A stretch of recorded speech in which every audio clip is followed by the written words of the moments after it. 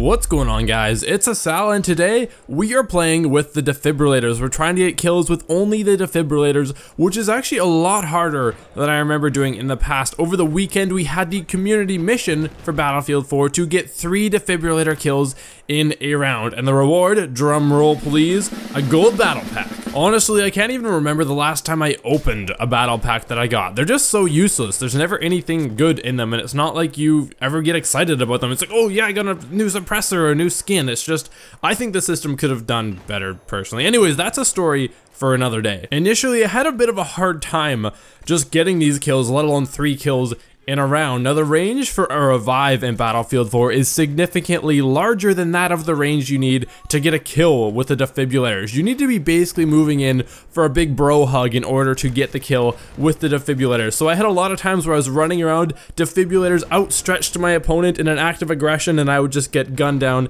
every time. So I had a lot of silly deaths just running around with my defibrillators out. So that was a bit frustrating at first. I became very well acquainted with the sound of my defibrillators rubbing together. It actually does make a sound. I did it quite a bit, just sitting there waiting for someone to run around a corner, or just running willy-nilly trying to catch someone, which I did a couple times as well. Now, initially I tried small maps like Operation Locker because I thought that would be the easiest way to get up close to someone, but people generally expect people around corners in Operation Locker, and it didn't actually work out as well as I thought it would. Now, I found that bigger maps with a lot of foliage and other cover was a little bit better because people weren't expecting those kind of shenanigans on bigger maps like that. Specifically, Rush I found to be one of the better game modes for getting kills with the defibrillators because generally there is a flow to a map. Everyone will funnel through the map in the same direction, so it was easy to surprise people as they ran past you. And also just the MCOMs were a really great place to catch people because generally they would stop and stand still, making it a lot easier to catch people with the defibrillators because when you're rubbing them together, you move extremely slowly. So that's a little bit hard to catch people because you have that reduced mobility as well. Another odd thing about the defibrillators is that they need to have a little bit of a charge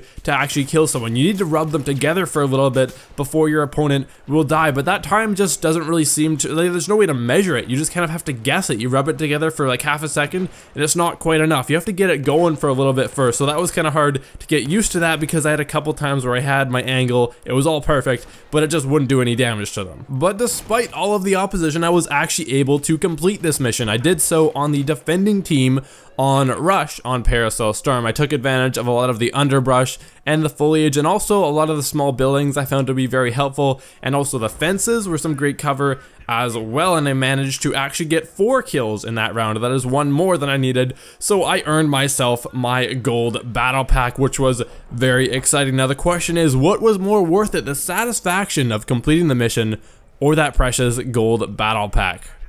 I'm not actually going to answer that one. So what did I get out of this? Well, the defibrillators are great for getting revives, but they are not the best tool for killing your opponents. And I would recommend, if you have any amount of sense in you, that you use your gun if you want to kill someone. Unless you are short on gold battle packs, which if you are, I think you need a bit of an intervention because really, I don't even open them anymore. They're just useless. I don't understand why it would ever be, like, who bought these with microtransactions? It's just, I don't understand this system. I think it could have been done so much better. So as far as tips for actually getting defibrillator kills, I recommend that you hide somewhere and let them come to you because you have pretty much no mobility when you have the defibrillators out. So I would recommend that you hide, wait for them to come to you, and make sure that you have a good charge on and that you are literally right in front of the person. And patience really is going to pay off here because you cannot be aggressive with the defibrillators. It just absolutely does not work. Everyone, if you have enjoyed this video, be sure to hit that like button. I always appreciate that quite a lot, and if you want to see more awesome Battlefield content, be sure to subscribe to my channel. Everyone, this has been Asal, and I will see you guys next time.